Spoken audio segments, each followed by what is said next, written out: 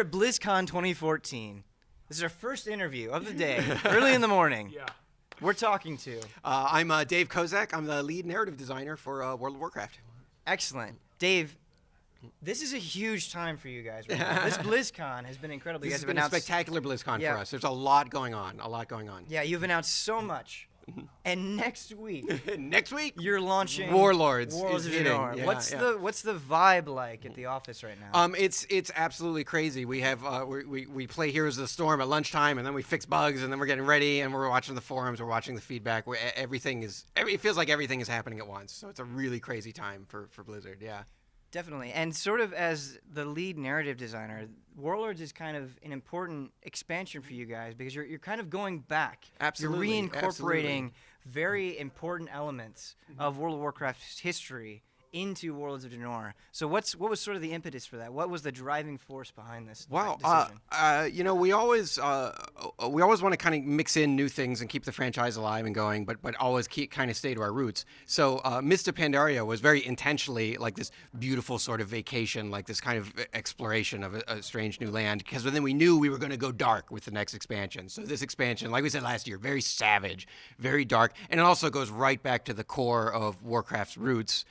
And gives people a chance to really explore some of these characters that were in the RTS games back in the day, but now you get to really kind of interact with them. And so we set up an intro where you get to really meet all of the warlords in the Tanan jungles, and you zoom in the camera on them, get to really see these guys, meet these guys, and then one by one, you're going to go through the expansion, really trying to take these guys out. And what I love about this idea is so often Azeroth is getting attacked and we're fighting, but this time we're proactive. We start by going through the portal. It's like Beyond the Dark Portal all over again.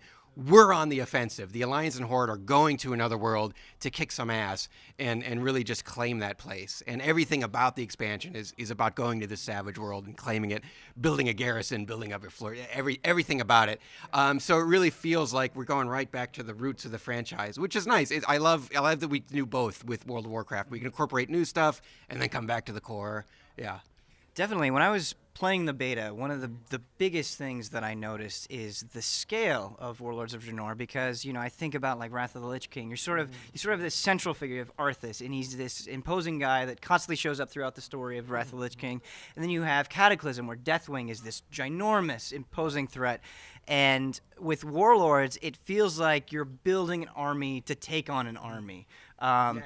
And how do you guys accomplish that? How do you sort of make it so when you're going through it, it's not overwhelming, but you still get that sense of like you're leading the charge? Yeah, leading, that's the effective word. We wanted you to feel like, hey, I've already leveled up to level 90. Now I should be kind of in command of things. And so we really worked for that feeling. I love that you said you're building an army to take on an army, because we really tried to show that in everything you do. You start, your garrison starts as a tiny, a little fort with a wooden palisade.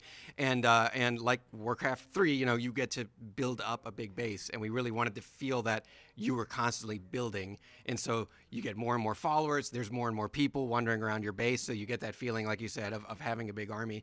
And we wanted to give you abilities throughout every zone that makes you feel like you're in command, you're calling the shots. One of the first buildings you build is the barracks, and you get a nice button on your screen that just calls in the troops, and then you get a fleet of guys coming in and firing magic spells and archery and everything, and it feels good. It feels like you're the commander. Like at this point, you've really leveled up, and we reinforce it. All the NPCs, they call you commander. At one point, Varian or Vol'jin, your leaders of your factions, will say like, in general, you've done a great job building our fort. So we want you to feel like you're the tip of the spear, leading this charge. Definitely, and the garrisons are really kind of a perfect base of operations, because as you're kind of expanding across this continent, you see your army grow and you become more powerful in ways that you never could in Warcraft before. But at the same time, I know a lot of people, myself included, kind of initially, upon that first announcement, viewed garrisons as sort of housing, I guess, as a sort of personalization. Right. And there was that quote that you guys didn't want Warcraft to be The Sims, but I at the same time, I feel like there are a lot of people who would like some of those elements. Is that something that were garrisons originally that, and then did you change it, or is that something you're looking at putting in the future? Well, we always want it to be about the gameplay, and so that was really important to us. That it's not about sort of customizing your wall hangings. It's really about what sort of buildings do I build to impact my gameplay, and that's really what the impetus was. One thing we learned from Pandaria was the farm just giving you and that was just a hunk of dirt about the size of this room. Even giving you a little chunk of land that you get to make decisions with is kind of cool, and so that we really kind of gave us some confidence, like, oh, we can build some gameplay around a whole fortress and really build the gameplay in. Something that we did, and as we were building the expansion, we felt like the garrison was a little too separate from everything else that was going on. So when you're out in these other zones, we wanted you to still feel connected to your garrison. So that's when we started building these outposts in all the other zones. So aside from building your garrison and making decisions there, every time you go to a zone, there's some sort of outpost that you're building. You know, you go to Gorgrond and you can build the arena, or I think there's a shredder workshop, I think. You make that decision there, and then your guys you're in command. You make the call. The guys are building stuff, and then that affects how you play the zone. In fact, in Gorgrond, it kind of completely changes the zone depending on what you want to build.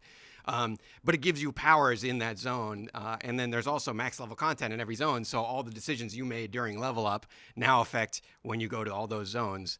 I can't even remember your original question. I just get so excited about garrisons, but we really wanted to build that story into the whole expansion, that whole experience. A little more on garrisons. You know, it's so narrative driven that it has such an impact on the story. Will there be anything to connect it to PvP or arena or battlegrounds or maybe a new type of PvP with garrisons? Not necessarily. We really wanted garrisons to be sort of your footprint, your home base on the world. Our PvP, we really centered around Ashran in this expansion, and I don't know if you got a chance to play Ashran in the beta. We're really excited. In a lot of ways, that's very experimental for us. So we don't know what quite will happen with Ashran. It's another world PvP zone, but you can use a lot of trinkets that you can build in the garrison. I mean, my favorite is the nuke. You can drop the nuke on Ashran, which is just as exciting as it says, just as crazy as it sounds. We have no idea how that will play out. So we're really going to be experimenting with Ashran quite a bit. But we're excited about it because in the beta we had a lot of players in there, and there was an ebb and flow of battle. It felt really, really strong. So we're excited about Ashran. Sounds like the Wild West. It is the Wild West. Yeah, get your boots and your guns out for Ashran.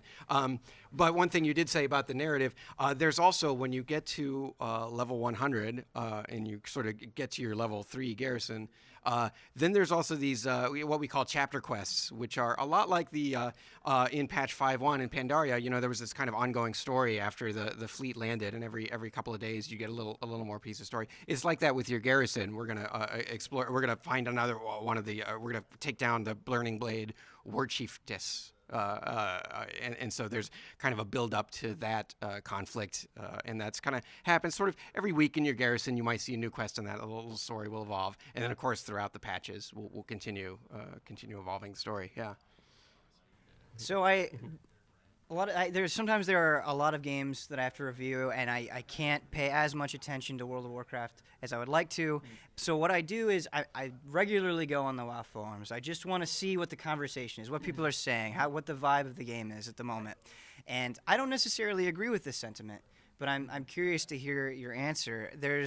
Sometimes I see a decent amount of negativity. You know, they're going back. We're fighting orcs again. This is well-worn territory. So to people that would maybe have that comment, what would you say to them? How is this conflict in Warlords of Draenor going to be reminiscent, but different at the same time? Right. Well, I think it's valid, but you know, at the end of the day, Warcraft is all about.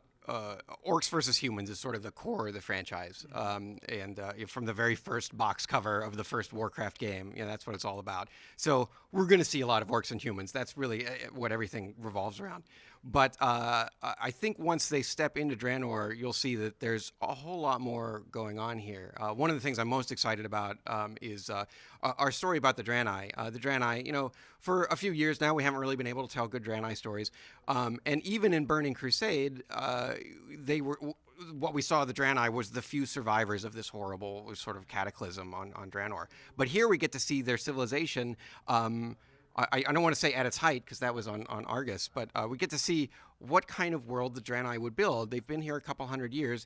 You could see Shatrath kind of in all its glory. You get to see the Temple of Karabor before it was the Black Temple, and you get to really see, well, who were the Draenei? What were they like? What values did they have? How did they feel about their exile? You know, it's not all one-sided. There's a lot going on there, and then you get to learn about all these other cultures that are going on. We get to see the Arakoa before they were sort of broken and hunched over. Like, what was the Arakoa civilization like? Spoiler, they're dicks. They're terrible people. Yeah. But anyway, we get to see that. We get to explore just sort of the ecology of this world and how the elements interacted, and even what orcs were like before they drank the demon blood and became berserker warriors that we know. So there's really a lot of texture. There's a lot going on here. There's a whole world to explore that's more than just orcs.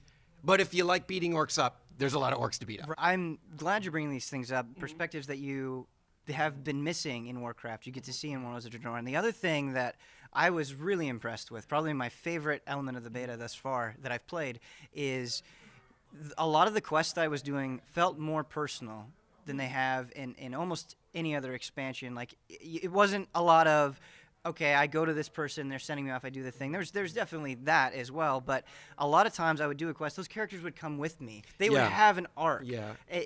Even if I wasn't aware of all the minutia going on, I could get attached to these personal stories. Yeah, that was a decision early on. We thought, like, well, let's take a couple of key characters and really show them throughout the expansion. One of my favorites clearly is Yril.